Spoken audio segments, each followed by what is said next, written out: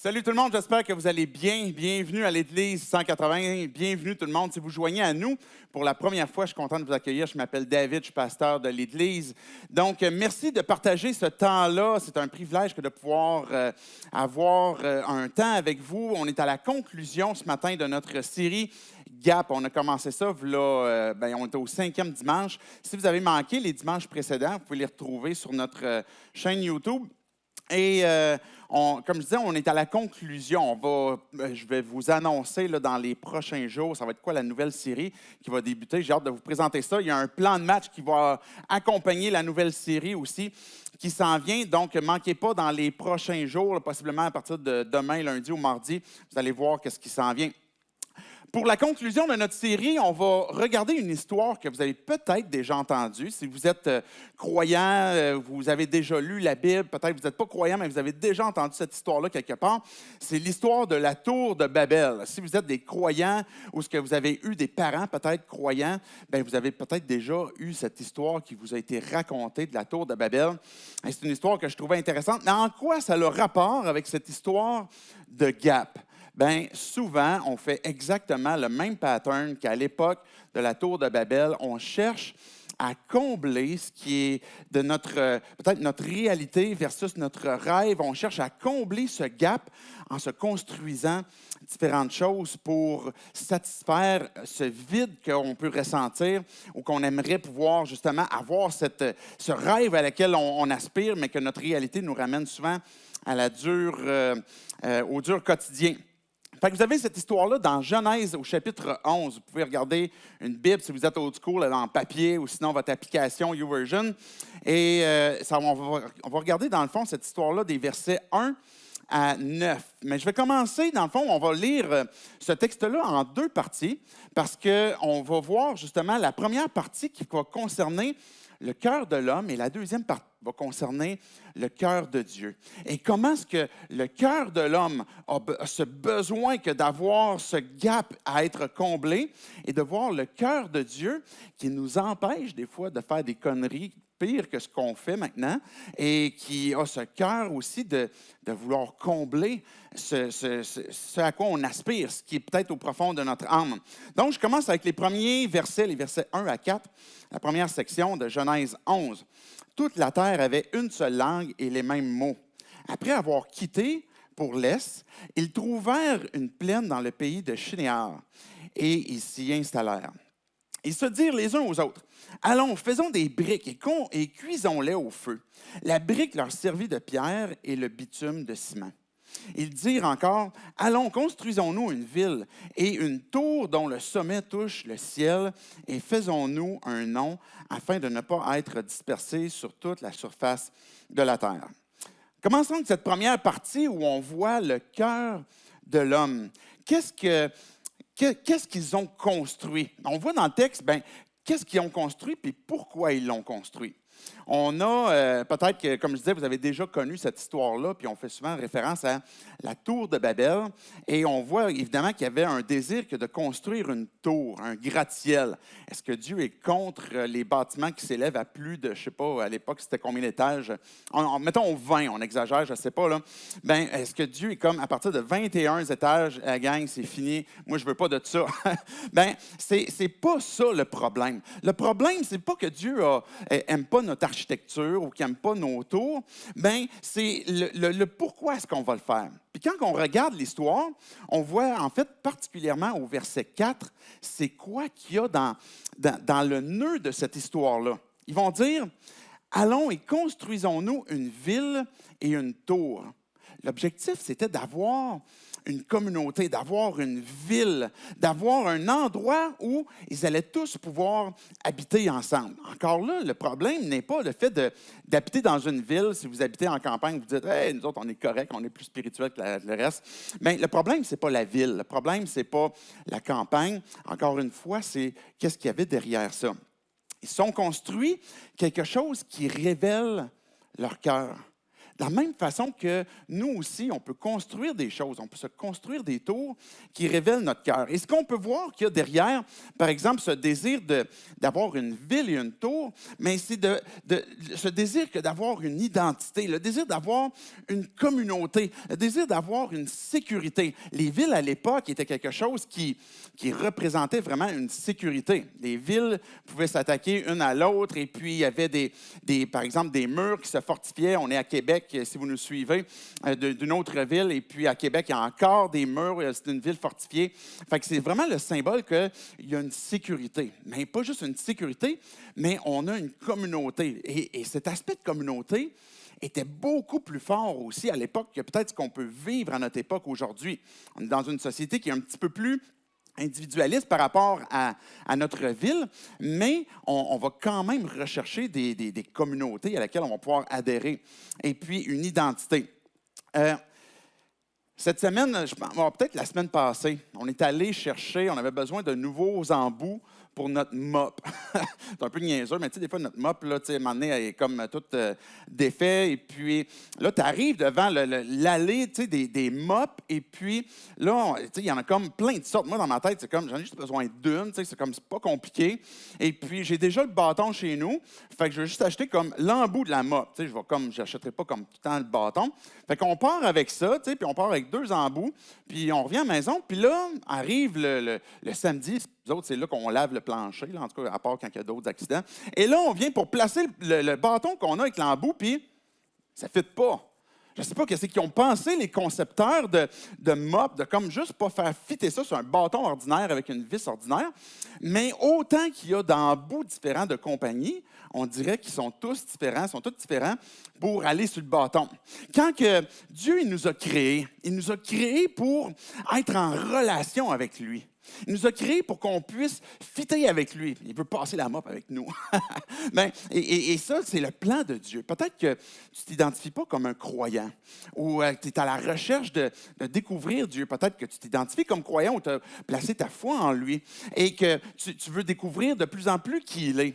Bien, quand on veut avoir cette découverte de qui est Dieu, ben, on a besoin de comprendre la raison pour laquelle il nous a créés. Si Dieu est le concepteur de notre personne, il va comprendre le pourquoi est-ce qu'on est à la recherche d'une communauté. Il va comprendre le pourquoi est-ce qu'on est à la recherche d'une sécurité, ou il va comprendre pourquoi est-ce qu'on est à la recherche d'une identité. Parce que Dieu nous a créés et il comprend ce besoin-là. Et le fait de vouloir une identité, une communauté, une sécurité, ben, ça peut refléter le besoin qu'il y a dans notre cœur. Ce gap, peut-être même que j'arrive pas à combler le besoin vraiment de ce que je ressens puis de ce que Dieu a créé pour moi pour que je puisse le vivre. Mais quand on découvre qui Dieu est, ben, on peut découvrir en même temps ben, comment est-ce que ce fit-là est bon pour nous, qui nous permet de connecter avec Dieu. Et là, tout d'un coup, je découvre que mon besoin de communauté a été créé par Dieu. Et c'est une bonne chose. Et que Dieu lui-même est une communauté. Étant le Père, le Fils, l'Esprit, Dieu nous a créés dans le but de pouvoir nous partager sa personne, nous partager cette unité avec lui. Jésus a fait une prière, on appelle la prière sacerdotale, juste avant d'aller à la croix. Puis il a dit, Père, je te prie pour que là où je sois, ben qu'on soit un, puis avec ceux aussi que tu me donnes. Le plan de Dieu, c'est qu'on fasse communauté avec lui. Puis quand on place notre foi en lui, ben, tu es intégré dans sa famille. Tu es intégré dans cette relation avec lui. Et il y a ce besoin qui est comblé. Ou Dieu, par exemple, on voit à plusieurs occasions dans la Bible que Dieu nous arrache de l'anonymat. L'idée d'anonymat, c'est qu'on est sans nom. On n'a pas d'identité. On a l'impression que, je t'ai apporté la définition de Wikipédia. Je ne sais pas si ça peut être 100% fiable, mais je pense quand même pas si mal. L'anonymat est la qualité de ce qui est sans nom ou sans renommée, c'est-à-dire l'état d'une personne ou d'une chose dont on ignore le nom, l'identité qui n'est pas connue ou célèbre. C'est un mal que l'on a et qu'on aurait envie de chercher à combler que ben, je veux avoir un nom, je veux compter, et on voit dans la Bible que Dieu, il donne des noms. Et Jésus lui-même, il disait, je connais mes brebis et puis je les appelle par leur nom.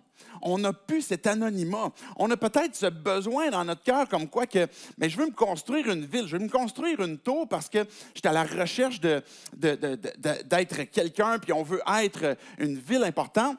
Et finalement, ultimement, où c'est qu'on va la trouver? Dieu est tout-puissant. Dieu a cette capacité d'offrir la sécurité. Son bras est tout-puissant. Il a la capacité de donner, la capacité de protéger, la capacité de soutenir. Mais où on va trouver une communauté authentique? Où on va trouver une identité qui va être bien ancrée? Où on va trouver cette sécurité qui va être inébranlable? Mais c'est ce que je veux vous apporter comme réflexion si vous n'avez pas encore placé votre foi en Dieu, ou vous rappeler, si vous avez déjà placé votre foi en Dieu, que Dieu nous a donné Jésus-Christ. Dieu, il s'est donné à nous pour combler ça. Mais il y a dans nos cœurs cette recherche que je veux combler ce gap-là que j'ai de besoin. Puis si eux ont fait une tour, on s'en fait nous aussi. Que vous soyez croyants, même si vous êtes croyants, on lutte encore avec le fait de ne pas se faire des tours. Puis l'idée de tour, dans le fond, c'est que eux, ce qu'ils voulaient, c'est, puis si on regarde le pourquoi, dans le fond, si je poursuis le verset 4, ça dit « Allons, construisons-nous une ville et une tour dont le sommet touche le ciel, et faisons-nous un nom. » Il va dire, faisons-nous un nom afin de ne pas être dispersés sur la surface de la terre. Pourquoi est-ce qu'ils ont fait ça? Pourquoi est-ce qu'on fait ce même pattern? On est à la recherche d'une identité. On veut avoir un nom. On ne veut pas rester dans l'anonymat. Puis on veut être à l'abri des déluges. Pourquoi je dis ça? La Bible nous dit cette histoire dans Genèse 11, et l'histoire qui précède la tour de Babel, c'est l'histoire du déluge. Et le but, quand cette humanité, à l'époque, ont voulu, ont transigé de où ils avaient arrêté après le déluge, et puis après ça, ils ont transigé vers l'est, et puis ils arrivent justement dans cette plaine de Shinéa, ils veulent s'installer, et puis le premier verset nous dit, vraiment, ils s'installèrent à cet endroit-là, qu'il y a vraiment une idée de, on est à la recherche d'un confort, à la recherche on veut être bien, on va se construire une ville pour avoir notre nom et une tour au milieu de cette ville-là qui va toucher le ciel parce que ça va être à l'abri des déluges. Fait que s'il y a encore un déluge, on va juste monter comme on va jouer au roi de la montagne, au roi de la tour, puis on va grimper en haut, puis Dieu, il ne pourra plus nous toucher, nous affecter. Qu'est-ce qu'il y avait dans le cœur de l'homme qu'on a encore aujourd'hui? Encore aujourd'hui, on peut se forger notre identité, notre confort, notre sécurité sur toutes sortes de choses. Ça peut être notre famille, mes enfants. Je me dédie puis je m'investis tellement dans mes enfants. Mais quand ils vont échouer, c'est moi qui échoue. Quand ils vont réussir, c'est moi qui vais réussir. Je pourrais placer tout mon cœur dans la performance de sport, par exemple, dans la beauté ou dans le contrôle de ma santé. Mais dès qu'il arrive quelque chose qui vient bouleverser cette santé ou ce que je cherche à obtenir, par exemple, peut-être de bien paraître, tout d'un coup, c'est moi, c'est mon identité qui est affectée. Ou on va se bâtir une tour sur notre carrière. Si j'ai l'air vraiment de réussir en affaires, si je réussis dans ma carrière, si mes possessions témoignent de cette réussite-là, à ce moment-là, je vais être quelqu'un d'important. Et la question n'est pas, est-ce que toi, tu t'en bâtis une tour? C'est plutôt laquelle tu es en train de bâtir. Parce qu'on est tous dans le même bateau. Croyants ou non, on est à la recherche à combler ce gap-là et puis à vouloir satisfaire quelque chose qui est un rêve dans nos cœurs, peut-être une aspiration, et qu'on n'y arrive pas. On pourrait résumer nos différentes tours à trois racines principales. Trois racines principales qu'on peut trouver dans notre cœur. Peut-être une de ces trois-là, peut-être les trois. On va les résumer, par exemple, avec le succès, la satisfaction et la sécurité. C'est pas pire, je vous ai donné un petit moyen mnémotechnique qui commence tout par S.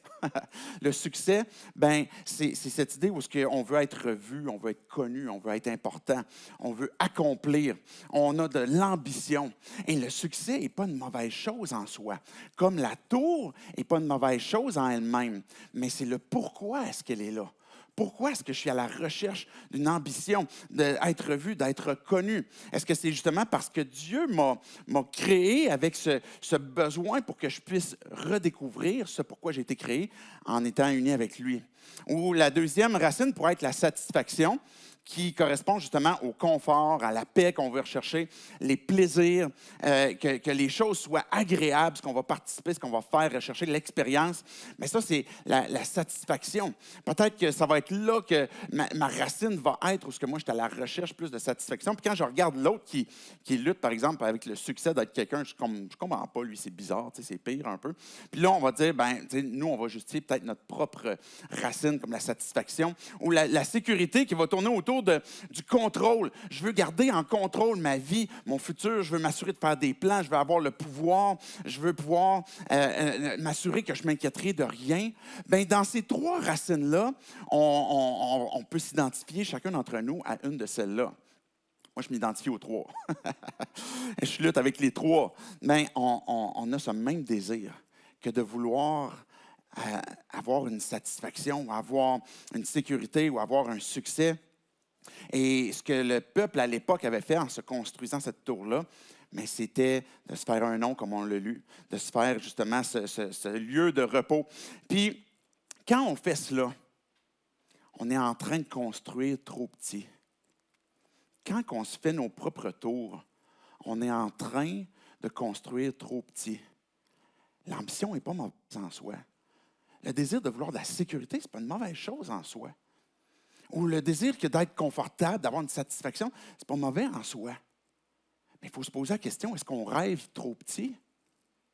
Parce qu'on est en train de chercher à combler quelque chose qu'on pense que nous, on peut construire, et puis que notre construction va vraiment satisfaire.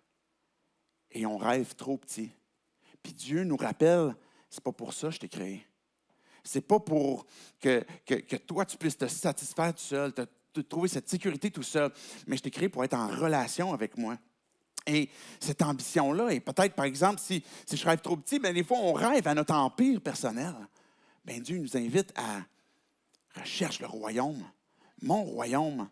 Dieu nous invite à trouver pas un confort de camping. Je ne sais pas si vous aimez le camping, mais quand on est sur Terre présentement, on est voyageurs et étrangers sur Terre. Et puis, on ne veut pas vivre toute notre vie en camping, même si c'est le fun, même si c'est cool, mais notre confort, peut-être qu'on rêve trop petit, puis qu'on devrait aspirer à la cité que Dieu il nous invite, que la cité céleste dans laquelle il veut nous amener, et que Dieu nous invite à regarder au-delà et de comprendre que notre cœur est en train de chercher à se séparer de lui, et que je vais m'arranger avec mon besoin de communauté, mon besoin de sécurité, avec ma satisfaction. Et puis Dieu, je vais m'arranger même à un point que ma tour va être assez haute que même si tu envoies quelque chose pour me déstabiliser, je vais pouvoir aller en haut de ça.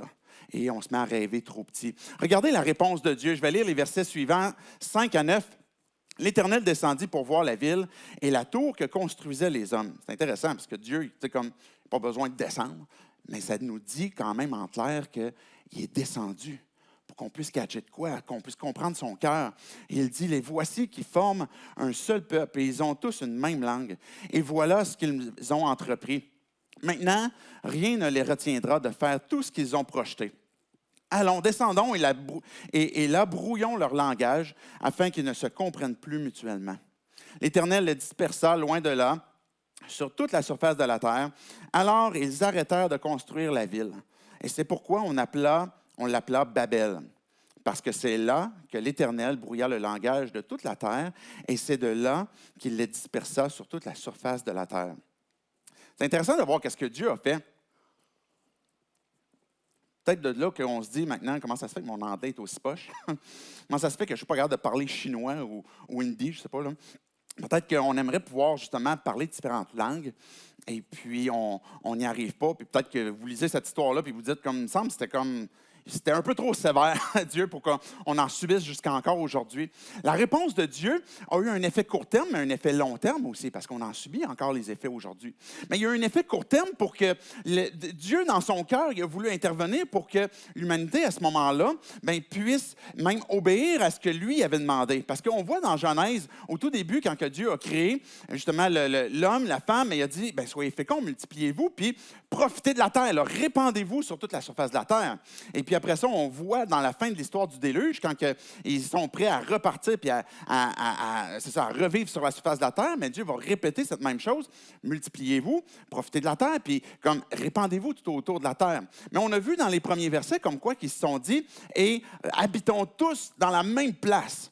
Et c'était ça leur cœur, c'était ça leur intention. Et Dieu a dit, non, il faut qu'il y ait une réponse à court terme parce que là, la façon qu'ils sont en train de s'alimenter les uns les autres avec leur propre cœur, c'est en train de mener vers un vice qui est de plus en plus grand. Et on voit même encore aujourd'hui comment est-ce que le vice peut facilement être quelque chose qui nous influence et plus on en est présent, plus on en est conscient, plus peut-être notre propre cœur est à la recherche de ce que nous-mêmes on désire. Et Dieu il a dit, on confondons leur langage. On va descendre, puis on va mélanger leur langage. Et puis la réponse à court terme, c'est qu'ils n'auront pas le choix d'arrêter. Comment est-ce qu'on dit ça en chinois? Passe-moi le marteau. On ne sait pas. Mais à ce moment-là, la ville a arrêté sa croissance et puis la tour aussi, pour que Dieu a réfréné justement leur élan. Mais la réponse de Dieu qui était à long terme, c'est parce que c'était un problème de longue haleine aussi. Parce qu'il y a un problème de cœur, comme on a vu dans la première partie, qui n'est pas juste une histoire isolée, puis comme on dit, eux autres, ils n'ont comme vraiment rien catché, puis nous autres, on comprend mieux. Mais le problème de cœur est encore vrai aujourd'hui. Et peu importe là où on va déménager, peu importe le lieu où on va aller, peu importe l'architecture qu'on va habiter, le problème est toujours là parce qu'il nous suit, parce que c'est notre propre cœur. On est centré sur nous-mêmes. Et Dieu a dit, il y a besoin d'avoir une réponse à long terme parce qu'il y a un problème de cœur qui est là aussi à long terme. Et le verset 5, comme le verset 7, on a vu que Dieu est descendu, que Dieu est venu pour voir. Parce que quand l'homme, il s'élève dans son orgueil, mais Dieu est descendu pour venir rencontrer l'homme et puis intervenir pour ne pas le laisser aller dans son vice. Et Dieu est descendu justement au temps de Babel. Puis je trouve le parallèle intéressant entre ce moment où Dieu est descendu et le moment où Dieu est descendu dans la personne de Jésus. Quand que Dieu est descendu, c'était pour voir le péché, pour nous exposer face au cœur de l'homme. Et quand Jésus est venu, mais c'était pour nous pardonner du péché. Quand que Dieu est descendu la première fois, c'était pour juger le péché, pour avoir cette intervention pour qu'il soit dispersé. Mais quand Jésus est venu, c'était pour nous justifier, pour nous pardonner. Si Dieu est descendu à ce moment-là pour voir ce qui est en train de se passer. Quand Jésus est venu, il est venu pour sauver l'humanité. Quand que Dieu est descendu à ce moment-là pour examiner la tour, quand Jésus est venu pour mourir à la croix. Cette intervention long terme que Dieu avait planifiée allait s'accomplir ultimement dans la personne de Jésus, qui va pouvoir régler notre problème de cœur, ce gap qu'on n'arrive pas à combler, ou nous rappeler comme quoi que c'est en lui, que tout est en lui, comme la première tune qu'on a chantée tantôt, qu'on peut trouver cette satisfaction-là, et que maintenant, on peut découvrir le cœur de Dieu. Que oui, son jugement est descendu à l'époque de Babel, mais si Jésus est venu, c'était justement pour sauver, pour pardonner, pour justifier, pour nous rappeler comme quoi qu'on a besoin d'un sauveur, qu'on a besoin plus que d'une tour, plus qu'une meilleure architecture, plus qu'une autre localisation. Mais parce que le problème était le cœur, mais on avait besoin d'un sauveur, un rédempteur qui va pouvoir intervenir sur notre cœur. Et pas juste sur une géographie ou une architecture. Et on a besoin d'avoir une lentille qui est différente. Quand on regarde le premier verset, en fait, le deuxième verset, ça dit après avoir quitté pour l'Est. Ils ont quitté, on voit dans... Excusez, je prends une petite gorge d'eau. Je m'arrête un petit peu des fois. Ils ont quitté vers l'Est. Ça veut dire quoi? C'est comme on pourrait dire... littéralement, le texte que l'on a, ça dit après avoir quitté l'Est, ça donne l'impression comme quoi que l'Est était le lieu qu'ils ont quitté, mais c'est plutôt la traduction qu'on devrait avoir, c'est qu'ils ont quitté pour l'Est. Et ça a l'air banal comme ça. on trouve dans les Écritures cette expression, par exemple, de l'Orient. L'Orient, c'est l'Est. Quand Adam et Ève, au moment de la chute, ont péché, mais ça dit qu'ils ont été expulsés du jardin et que Dieu a placé un ange à ce moment-là à l'Est pour pas qu'il rentre, pour éviter qu'il prenne le fruit de la vie. Et puis, quand Caïn, qui avait tué son frère, quand il a fui, ça dit qu'il a fui vers l'Est. Quand on voit les gens de Babel à ce moment-là, ils sont en train de quitter vers l'Est. Quand on voit Abraham et Lot, puis Abraham va dire à Lot, ben va dans l'endroit où ce que tu veux. On va voir Lot qui s'en va vers l'Est, qui est Sodome et Gomorrhe. Et puis, on voit ce pattern comme quoi que le point central, le lieu de rencontre entre Dieu et l'homme, qui était le jardin d'Éden, on est constamment en train de se sauver vers l'Est. On est constamment en train d'aller et on est tous dans ce même bateau, dans cette même direction où on s'en va vers l'Est. On fuit Dieu, on s'en va dans cette même pensée où ce que notre propre cœur qu'on voyait dans les premiers versets, qui a ce désir que d'être indépendant de Dieu et puis de ne pas trouver ce qu'on peut avoir dans cette relation avec Dieu, mais de se combler nous-mêmes, on est en train de s'en aller vers l'Est. Et ce que Dieu nous invite, c'est tourner vers l'Ouest, de faire un 180. Quand on regarde les portes du temple, la porte du temple fait face à l'Est. Pourquoi? Parce que quand on revient, on rentre vers l'Ouest, on revient comme ça. Quand, par exemple, il y avait les sacrifices qui étaient vers l'Est, mais c'est la même chose parce qu'on est en train de revenir vers Dieu. On doit faire ce pas, cette direction qui est complètement différente de ce que nous-mêmes, on est en train de concevoir puis de ce qu'on désire. Et quand on fait ce 180, qu'on prend cette direction qui est complètement différente pour revenir vers le temple, vers la personne de Dieu. Puis Jésus a dit, c'est pas sur une montagne que vous allez adorer, sur un temple, mais c'est en esprit et en vérité. Parce que Dieu nous invite à le rencontrer. Et c'est pas une question, c'est métaphorique, cette idée d'est. Et puis, c'est pas une question maintenant, vous devez faire vos prières vers l'ouest, et puis comme avec le petit tapis, peu importe, mais que revenez vers Dieu. Cette métaphore, c'est ce point où chacun d'entre nous, on est rebelle à Dieu. Chacun d'entre nous, qu'on a placé même notre foi en Dieu, on a tendance des fois à revenir sur nos patterns habituels et qu'on revient avec les mêmes résultats habituels parce que Dieu nous invite, mais continue de marcher vers moi, continue de me faire confiance parce que tu as besoin de ma grâce et puis je veux que tu puisses venir vers moi parce que c'est ça que mon cœur désire pour toi. Et c'est la seule façon qu'on peut combler ce gap, c'est quand on revient vers lui puis qu'on dit j'ai besoin de toi parce qu'on reçoit sa grâce, parce qu'on reçoit son intervention et qu'on fait ce 180. Et Dieu, il savait que notre besoin n'était pas justement la géographie ou de l'architecture ou un lieu, mais une transformation de cœur qui était complètement tournée. J'invite les musiciens à venir avec moi pour la conclusion. Comment est-ce qu'on peut combler ce gap? Comment est-ce qu'on va trouver cette satisfaction, notre succès, notre identité ou notre sécurité, peu importe ce que l'on cherche? Dieu nous invite à arrête de bâtir ta tour. Et fais-moi confiance. Fais-moi confiance. Tourne-toi vers moi. Je vais te donner un nom. Je vais te donner ma grâce. Je veux te pardonner. Je veux pouvoir t'accueillir. Et si Dieu nous arrête des fois dans nos élans parce qu'on désire certaines choses, c'est pas parce qu'il veut notre mal, mais au contraire, c'est parce qu'il y a quelque chose de beaucoup plus grand que ce que nous-mêmes, on peut se construire. Beaucoup plus satisfaisant que ce que nous-mêmes, on peut se construire. Et on a besoin que de prendre la décision d'avoir une direction qui est différente. Ou si maintenant je m'en vais vers l'Est, puis tu constates que tu as toujours répondu à ce que ton cœur désire, puis que tu reconnais comme quoi que, dans le fond, tu te détruis toi-même en faisant cette recherche de satisfaction à travers ton propre désir, mais maintenant, ce 180, c'est de te tourner vers Dieu et de dire, c'est toi j'ai besoin pour solutionner mon cœur, pour revenir vers l'Ouest. Parce que la solution ne va pas se trouver au sommet de notre tour, mais au pied de la croix. Et c'est là qu'il faut revenir. Et si j'ai maintenant une méthode qui est différente, qui se trouve au pied de la croix plutôt qu'au sommet de ma tour, mais j'ai une aspiration qui est différente aussi, que je ne suis pas en train de voir à mon empire, mais je suis en train de m'investir dans son royaume. Puis je lui fais confiance, c'est à quoi il m'appelle. Et puis que peut-être que sur terre, je reconnais comme quoi que j'aurai peut-être pas tout ce que je désire, mais je reconnais comme quoi que je m'investis à son royaume et que ma vie est transformée, que je suis en train de découvrir sa vie qui est prévue pour moi, la vie en Jésus-Christ qu'on peut découvrir à partir du moment qu'on a fait ce 180, qui est une identité qui est complètement différente aussi, qui à la place de me faire mon propre nom, Mais Dieu, je reçois ton nom. Je reçois le nom que toi, tu me donnes. Je reçois cette identité que toi, tu veux me donner. Parce qu'elle vient de toi, Dieu. C'est une identité qui ne changera jamais, qui ne sera jamais ébranlée et qui va pouvoir m'apporter justement cette sécurité comme quoi que je suis ton enfant, je t'appartiens. Et puis, tu m'as pardonné parce que je t'ai confessé ma vie, je t'ai abandonné mes péchés. Et maintenant, Dieu, construis-la, construis ma vie. Je vais arrêter cette tour pour maintenant te suivre. Dieu, je veux te dire merci pour ta parole. Merci parce que tu nous parles à travers encore cette histoire qui date de plusieurs années. Parce que le problème est encore vrai aujourd'hui, Dieu. Ce problème de cœur, de rechercher un lieu, Dieu, où on peut être bien, une communauté, une sécurité, une satisfaction. Et Dieu, on veut confesser que c'est en toi qu'on la trouve.